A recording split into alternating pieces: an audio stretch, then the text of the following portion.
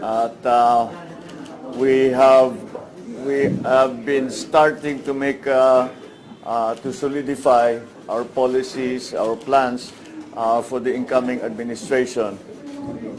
And mukha namang maayos, marami naman tayong mga opportunities na alam natin na maraming problemang hinaharap, but still I think that we have identified certain areas.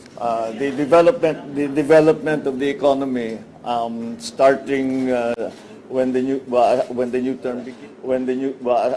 term begins, will be a focused kind of effort in that we are not so well funded that we can cover all the different areas and all the different sectors of the economy. So it will be very focused. We will be very focused. We are now finalizing where that focus will lie. From the very beginning, I have always said that agriculture is going to be a critical and foundational part of our economic development or economic transformation, is what I'm calling it as we anticipate the post-pandemic economy. And as we slowly pull out of the post-pandemic economy, hopefully that will be soon.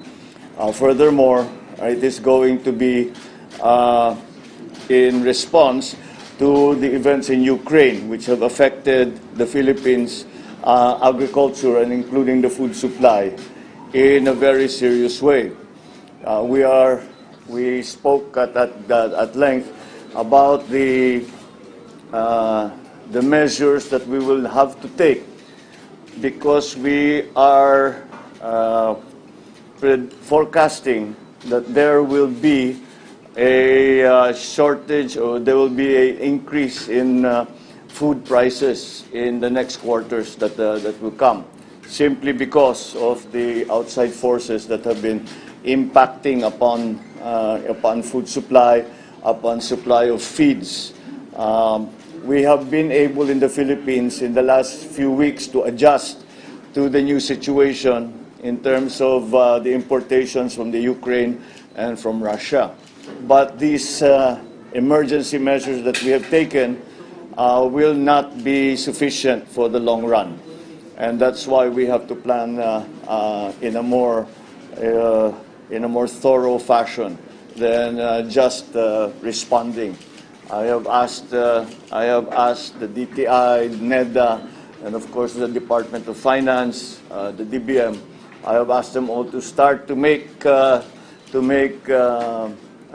forecasts, economic forecasts on what it is we think we will have to face for the rest of this year, so that we can prepare and so that we can, despite the fact that there will be some emergency situations.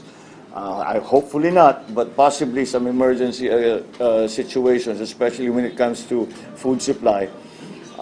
We have tried to continue the fundamental development when it comes to the economy. As to agriculture, I think that the problem is severe enough that I have decided to take on the portfolio of Secretary of Agriculture, at least for now, and at least until we can reorganize the Department of Agriculture in the way that it will make it ready for the next years to come. Marami tayong mga kailangang palitan, marami tayong mga medyo naging mga iba't ibang opisina na hindi na masyadong nagagamit o kailangan ng i-retool para sa post-pandemic. Dahil nga iba na yung ating ginagawa ngayon, bumabalik tayo or going back to basics. Ilang beses nyo na sa aking narinig ito, back to basics. We're going back to basics and trying, and we will rebuild the value chain of agriculture.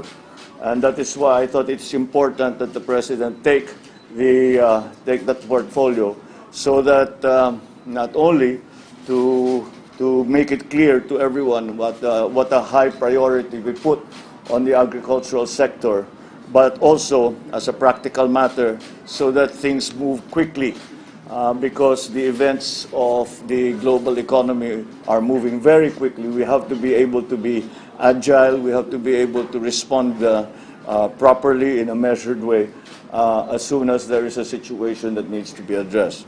So that's essentially what we discussed, and that is my announcement for today. I will take a few questions. Sir? Yes. Ladies first. Sir, Marie Sumali of GMA7. Since you are taking on the portfolio as Secretary of DA, what will be your marching orders? What will be the priorities specifically in order to secure this food crisis that we are already in? There are many priorities that we have to attend to simultaneously. First of all, will be to try and increase production as we come into the planting period, the harvest period after the rainy season, before and after the rainy season. Hopefully, we can counteract some of the increases in prices. You may have noted that Thailand and Vietnam, for example, one of our main sources of imported rice, have decided to ban their rice exports, at least for now. So we have to compensate for that by hopefully by increasing production here in the Philippines. So that's one. The other priority, which is equally important, although it is a long-term process, is the restructuring of the Department of Agriculture. As I have mentioned many times before, many of the agencies have changed their function over the years, and maybe it's time to return them. I talk about the places, organizations like the NFA, the FTI, the Kadiwa, which we have already started to see, especially at the local level. But we have to restructure the actual department so as to be more responsive to the global situation now when it comes to food supply. Sir, Rex po from Yeah, CNN. Sir, may we know your policies on open pits and mining in general? How will you ensure that the government gets a fair share in mining project? There was a push before to increase taxes on mining, but it didn't prosper. How do you plan to deal with that? And also, how do you plan to boost revenue from nickel? We have to view mining as a national treasure. The natural resources as a national treasure for which can help the Philippines a great deal. It is only up to us to ensure that the practices that are being that we see in the mining operations around the country are such that they're environmentally neutral. That has not necessarily been the case. I think we are all aware of some of the problems that have arisen before. But again, I cannot believe that here in the Philippines we cannot monitor and regulate the mining industry sufficiently so that we can have clean mining in the country. I'm sorry, I missed the last question. Sir, there was a push before to increase the taxes on mining. How do you plan to increase the taxes on mining, sir? But it didn't prosper. How do you plan to deal with that, sir? Well, on the taxation, we also discussed that. It's not going. We're trying to adjust it again, not so that we just increase taxes on mining. What we would like to do is encourage that the value added to the raw ore stay in the Philippines as much as possible. Whether there should be whether there should be fiscal measures in that regard is something that we haven't quite decided on, and what the levels that will be. But I think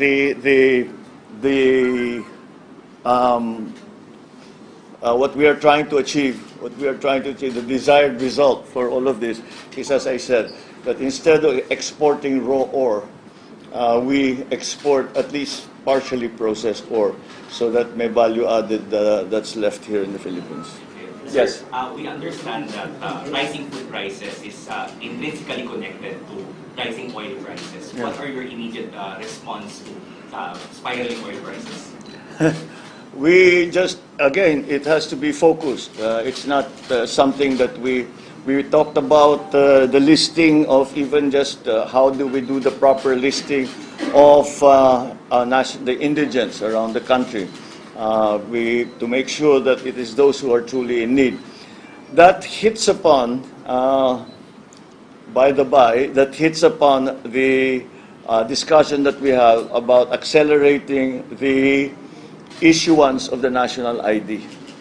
Because right now I think we're up to 12 million. Is that the correct number? Yeah, we're up to 12 million. Kulang na kulang pa yon. And all of these things, like the giving of the ayuda, all of these things that we are trying, we're going to digitize the bureaucracy. It all really depends upon everyone having their national ID. And a good database for that the government should have. So yes, so that's what the other thing. Ana po from GMA News Online. Sir, on another topic lang po, meron na po ba kayong napili na next na DOH Secretary, DMA Secretary? Kasi may mga names na po na yes, I've been more seeing some some speculation. The short lists are getting shorter. Let me put it that way.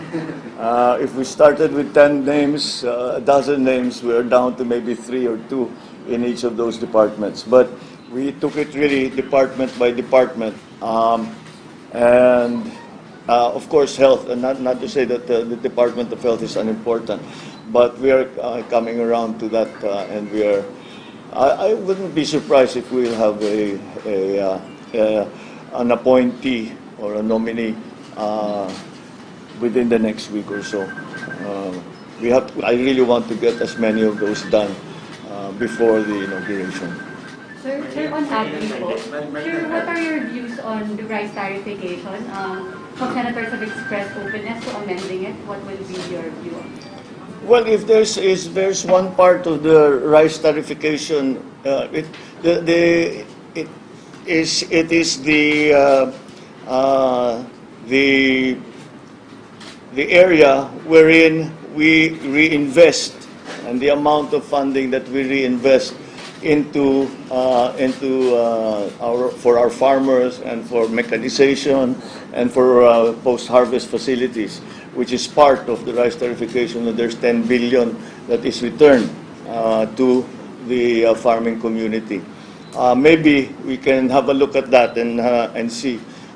Maybe that now that we are in a situation where we very much have to boost production and we very much have to support the farmers, maybe we can look at that and hopefully increase it. Meron pa namang, pag nakikita man natin yung accounting doon sa rice tariffication, yung 10 billion na yun, kung minsan meron pang unspent.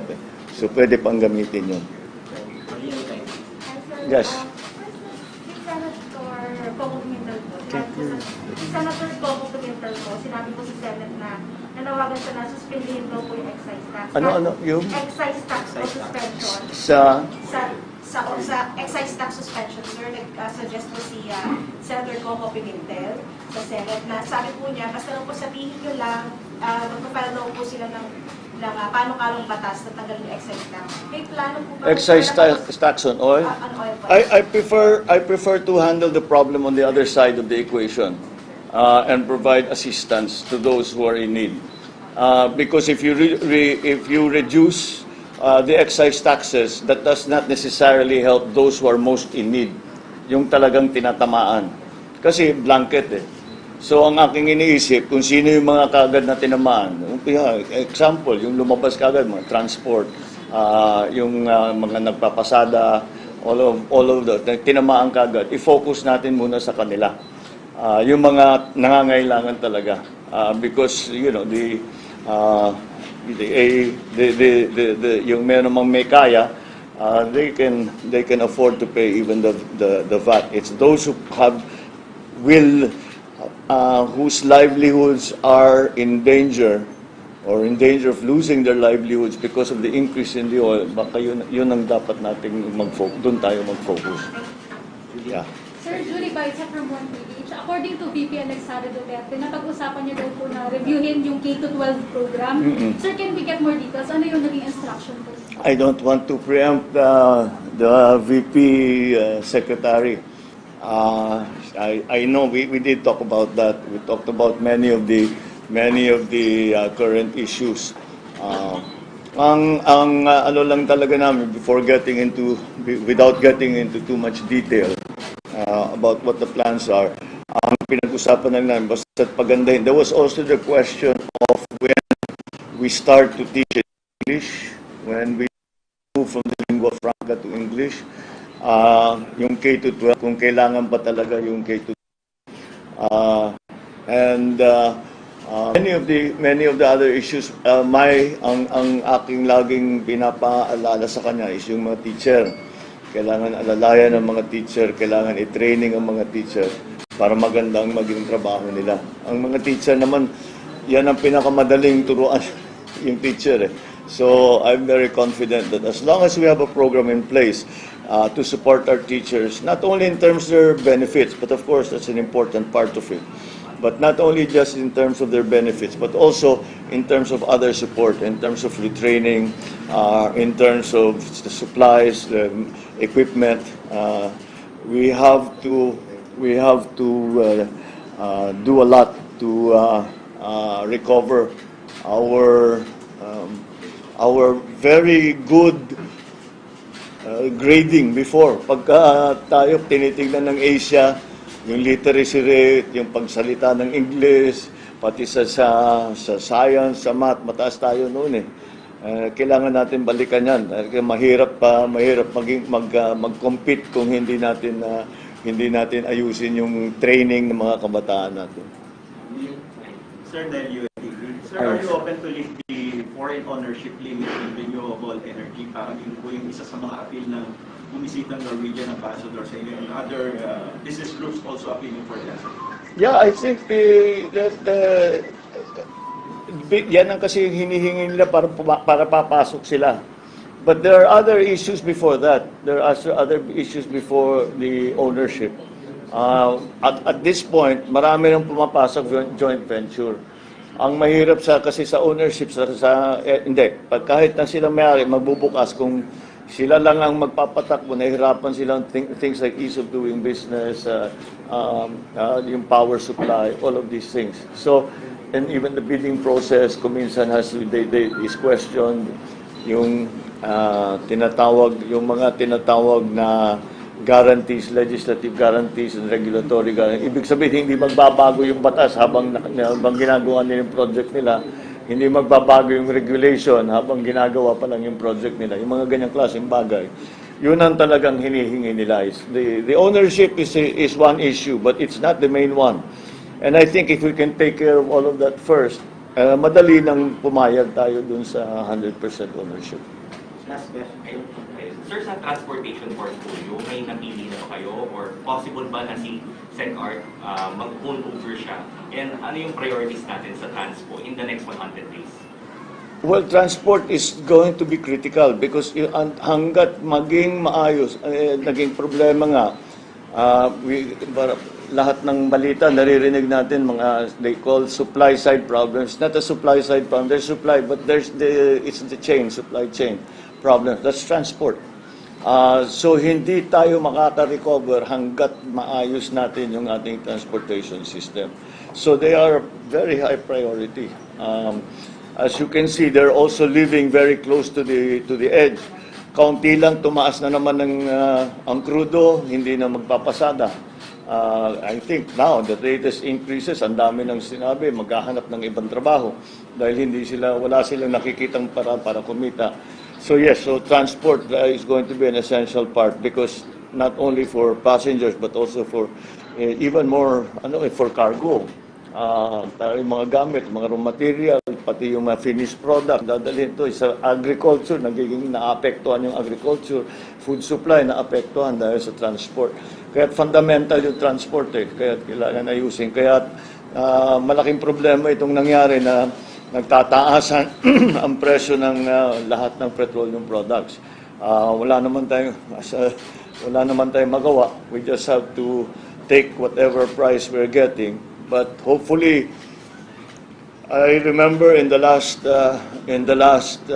oil crisis, the 1973 oil crisis, napakiusapan naman natin ang mga kaibigan natin na oil-producing countries na medyo pagbigyan tayo in terms of the credit, in terms of the payment period and things like that. So baka we will pursue that again. Sa diplomacy side na naman yun. Secretary. I'm sorry? Secretary of Transport. Wala pa kayong nagpagilid. Lahat ng kausap kong mga ambassador, inumpisahan ko na. Sinasabi ba kung meron tayong pwedeng pag-usapan in terms of all of them who have supply of gas, who have supply of oil. I already opened the discussion with them dahil we have to explore nga lahat. We have to explore everyone. Sir, clarify ko lang, secretary po. Secretary of Nahawak ng portfolio, sir. Secretary of Transportation. Nababasa mo yung pag-iisip ko. Tapos actually, I have a fairly good idea. Yun sabay-sabay will announce it agad. Thank you.